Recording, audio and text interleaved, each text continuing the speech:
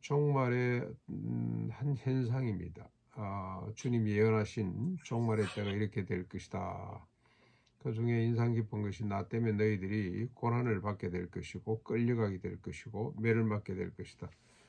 그런데 주님이 그렇게 하고 있습니다. 대제사장 서기관들이 예수를 어떻게 잡아 죽일까 흉계를 꾸미게 됩니다. 가장 예수를 잘 알아야 될 사람들이죠. 또 잘 아는 사람들이죠. 늘 성경을 보는 사람들이고 성경을 가르치는 사람이기 때문에 율법서도 그렇고 선지서를 보면 시가서는 마찬가지고, 소위 말해서 그들이 갖고 있는 구약 성경을 보면 메시아에 대한 이야기가 도배를 하고 있지 않습니까? 그래서 서기관, 성경학자들이죠. 그리고 대제사장, 말씀을 집행하는 자들입니다. 그들이라면 메시아를 가장 잘 알아야 되는데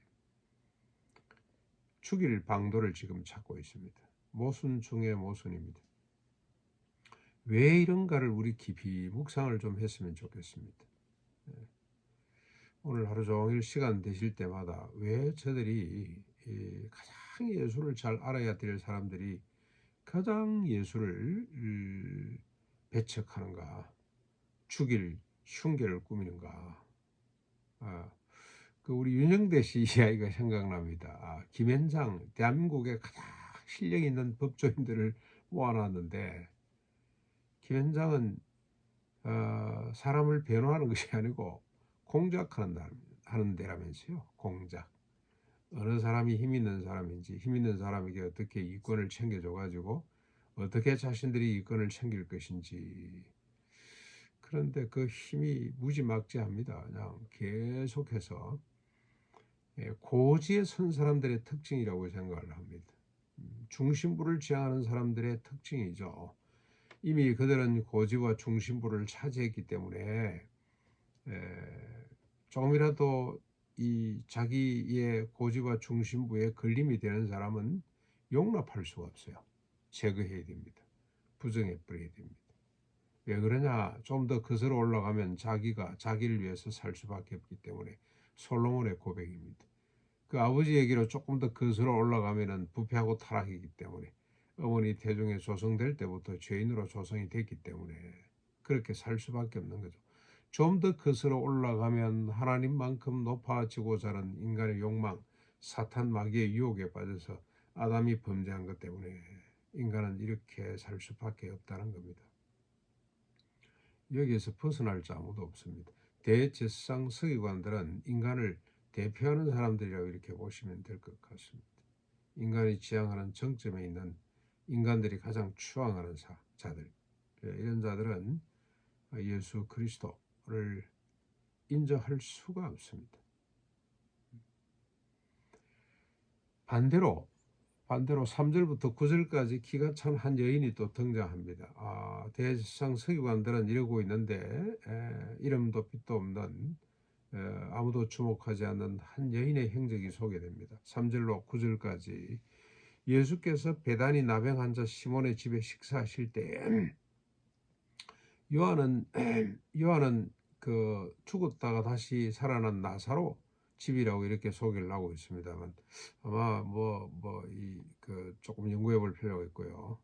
식사하고 있을 때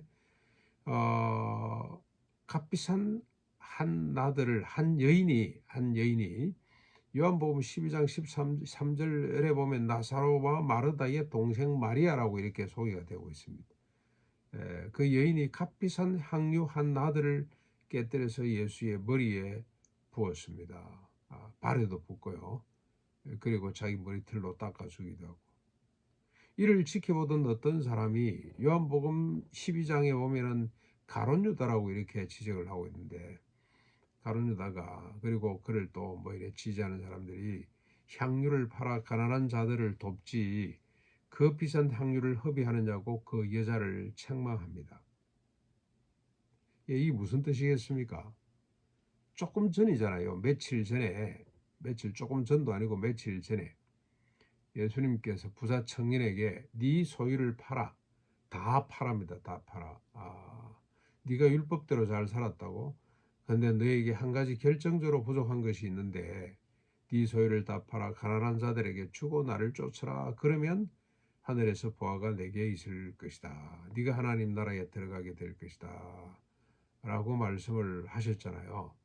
예, 그리고 그가 슬픈 기색을 뜨고 돌아가 버리니까 부자가 천국 가기가 힘들다고 말씀을 하셨어요.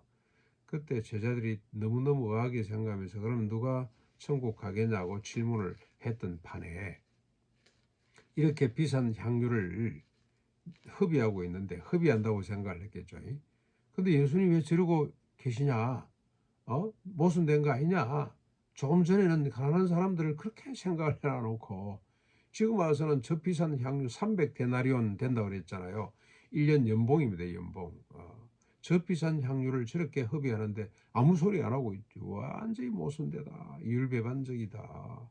여기서는 이 말하고 저기서는 저 말하고 도무지 믿을 수가 없다는 불만들이 막 그냥 솟구쳐 오른 거죠. 그래서 여인을 책망하기도 하지만 예수님을 책망하기도 하는 겁니다.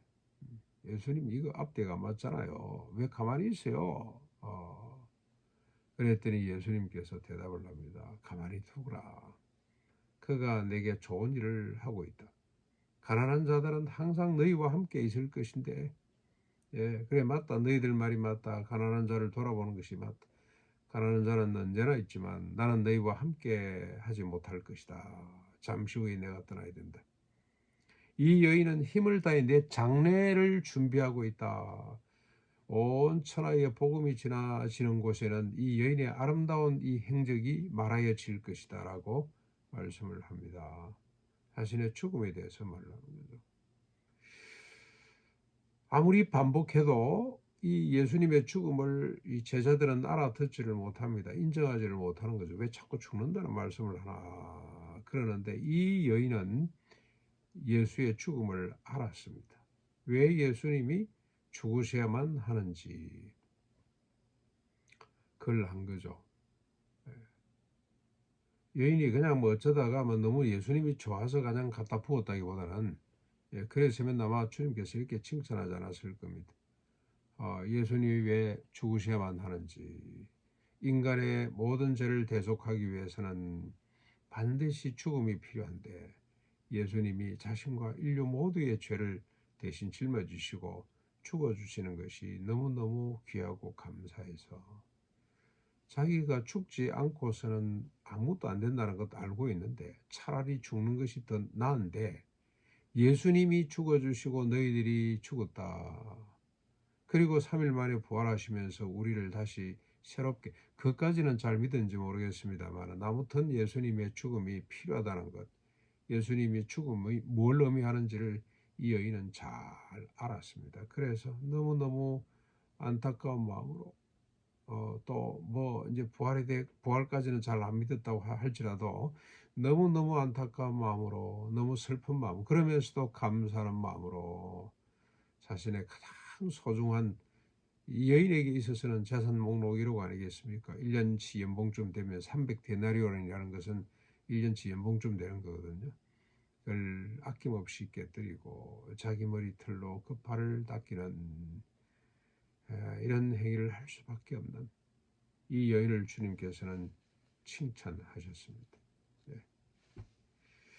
자, 그랬더니 이제 가룟 유다가 행동합니다. 10절, 11절 예수를 대제사장에게 가서 넘겨줄 방책을 찾게 됩니다. 그들이 기뻐하며 돈을 주기로 합니다. 은 30이죠. 은 30은 노예 한 사람의 몸값 정도 되는 돈이라 그러는데요. 은 30을 주기로 합니다. 이 가룟 유다가 왜 이런 짓을 합니까? 그동안 행적을 보니 그리고 또 결정적으로 이율배반적인 소리를 하고 또 주님의 가르침이라고 한번 들어보니 이건 이 양반이야말로 역사를 새롭게 쓸 인간이라고 따라왔는데 늘 하는 짓거리들 하는 이야기를 들어보니 니체가 지적한 것처럼 약자의 자기 변명에 지나지 않는다. 이야기 오른밤 맞고 왼밤 들리대고 오른밤 칠 힘도 없고 그런 능력도 없고 의지도 없어가지고 아이고 뭐 모르겠다 또 돌려대자 그런 비참한 이야기나 하고 그래가지고 언제 인간이 인간답게 살며 언제 빼앗긴 주권을 회복할 것이며, 지금 유대인들 마음속에는 오매불망 독립에 대한 욕구거든요. 그래서 마카베 같은 사람이 나타났을 때 외제라고 생각을 하고 그를 막 지지하고 따랐고요. 그리고 잠시 후에 대로마 항쟁 운동이 벌어지잖아요. 그러다가 예루살렘 성전이 70년 디토스에 의해서 완전히 그냥 패망되는 이런 일도 벌어집니다만은, 유대인의 욕망에 맞지도 않고 자기가 판단해 보건대 개인적인 어떤 판단에도 이 사람은 빨리 없어지는 것이 좋을 것 같아, 빨리 넘겨버리자 하고 판단을 한 것 같습니다. 그래서 대제사장들과 서기관들과 작당을 해서 예수를 넘길 방도를 찾게 됩니다.